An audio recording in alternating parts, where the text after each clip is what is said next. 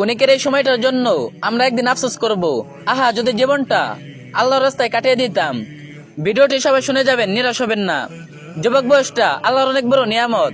এই সময় আমাদের শরীরে শক্তি থাকে, ইবাদত করার সুযোগ থাকে, গুনাহ ছেড়ে বদলে যাওয়ার ক্ষমতা থাকে। কিন্তু আফসোসের বিষয় হলো আমাদের অনেকেই এই বিষয়টাই নষ্ট করে ফেলি।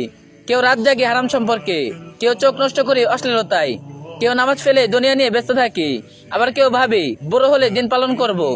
কিন্তু যখন আমরা একদিন আয়নার সামনে দাঁড়িয়ে নিজের সাদা চুল দেখবো, শরীর দুর্বল হয়ে যাবে, হাঁটতে কষ্ট হবে, তখন বুকের ভেতর একটা কথাই ঘুরবে, ইস যুবক বয়সটা যদি আল্লাহর রাস্তায় কাটাতাম।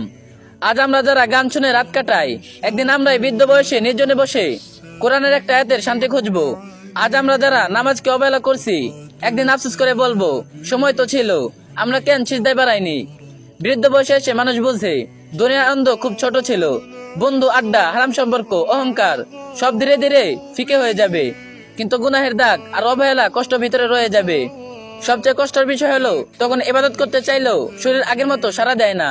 যে কপাল যৌবনে সিজদায় ঝুঁকেনি, বার্ধক্যে এসে সেই কপাল মাটিতে রাখতেও কষ্ট হয়। তাই হে যুবক, বৃদ্ধ হওয়ার আগেই আল্লাহর দিকে ফিরে আসি, কারণ যৌবন একবার চলে গেলে আর ফিরে আসে না। আজ যে সময়টাকে আমরা সাধারণ মনে করছি, একদিন এই সময়টার জন্যই দীর্ঘ শ্বাস ফেলতে হবে।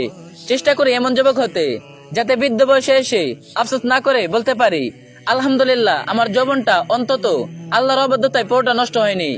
ভিডিওটি ভালো লাগলে অবশ্যই একটা শেয়ার করে দিবেন, আর যে যত পারবেন কপিলিং করে দিন। يا صاحي كي تستريح